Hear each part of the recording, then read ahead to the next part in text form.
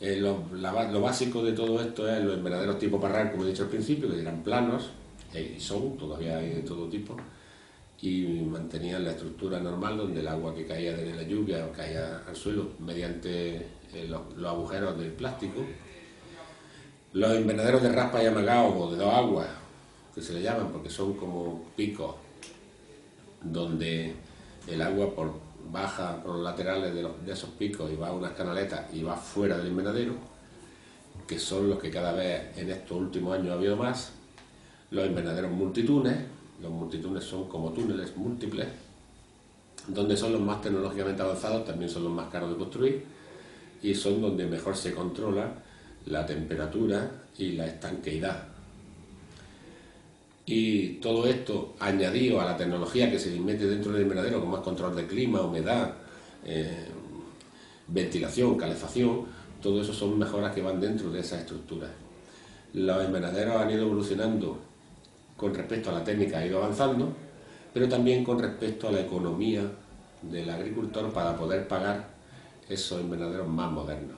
Últimamente se están haciendo políticas de campaña de subvención en invernaderos de alta tecnología, que son los llamados invernaderos de excelencia, donde llega ya a un punto muy elevado el control de clima, humedad y todo lo que dentro de un habitáculo de producción de alimentos se requiere. Porque si no es por esas subvenciones es difícil que pueda, con la rentabilidad del agricultor propia, poder construirlos por su elevado coste. Respecto a los efectos medioambientales de este tipo de economía intensiva, hay importantes críticas desde posiciones ecologistas. ¿Cuál es su opinión al respecto? Bien, mi opinión es sobre todo respeto a las opiniones ecologistas, pero quien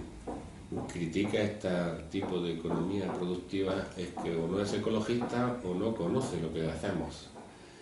porque estamos consiguiendo, hablando ya en términos puros y duros de ecologismo, estamos consiguiendo, gracias al reflejo de los rayos del sol, porque como todos ustedes saben o habrán visto, los invernaderos se blanquean para que reflejen los rayos del sol y no quemen las plantas en épocas de calor, que el microclima que se está creando en nuestra zona sea más fresco, porque todos hemos oído hablar del calentamiento global y de que los grados de temperatura van subiendo anualmente, y hacemos un efecto contrario nosotros aquí, nada de efecto invernadero porque tengamos invernadero, sino al contrario, hacemos un efecto contrario con ese reflejo del sol que impide que se caliente la tierra y que se caliente esa gran masa vegetal que hace que la producción y la fotosíntesis de esta zona cree un microclima que está siendo beneficioso para el medio ambiente, con lo cual este sistema, estas cuestiones ecologistas creo que no hay, o hay muy pocas, pero si las hay están equivocadas. Y luego nada más ecologista que criar una planta de forma natural, porque las plantas en su consumo de nutrientes son naturales totalmente. ¿Qué quiere decir esto? Que las plantas consumen porcentajes diversos, que no voy a entrar en ellos, consumen fósforo, nitrato, potasio, microelementos como hierro, calato, zinc y demás, ¿no? Eso lo consumen estando en la tierra, estando en materia orgánica, que sale del ganado, de los corrales del ganado, o estando en una forma prefabricada. La planta no tiene ni paladar, ni voz, ni se queja, con lo cual pues no tiene ningún problema en que le suministremos esos alimentos de una forma o de otra.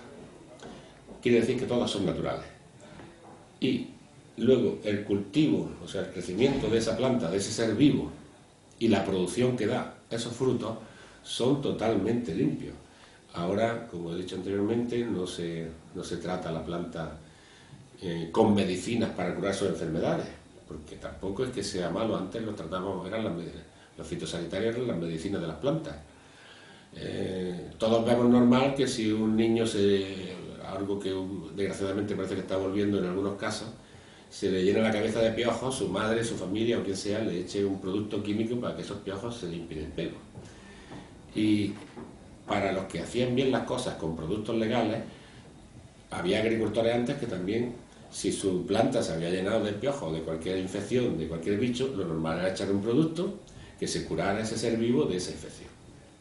Pero eso hemos llegado al extremo que ya ni siquiera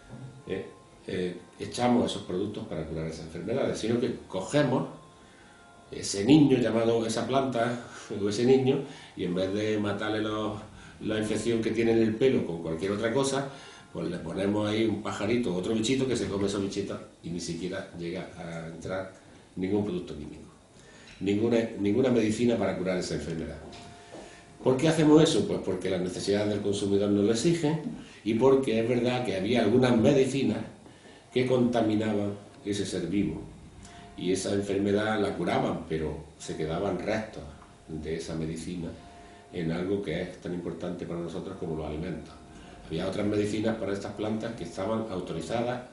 y al poco tiempo pues se evaporizaban, se perdían y no quedaban restos. Pero para curarnos en salud ya solamente lo hacemos de forma ecológica y de forma limpia, con lo cual hay que conocer bien nuestra agricultura y hay que apoyarla más porque se está haciendo muy ecológica y muy limpia. Finalmente, ¿cómo ve el futuro de la agricultura en Roquetas de Mar?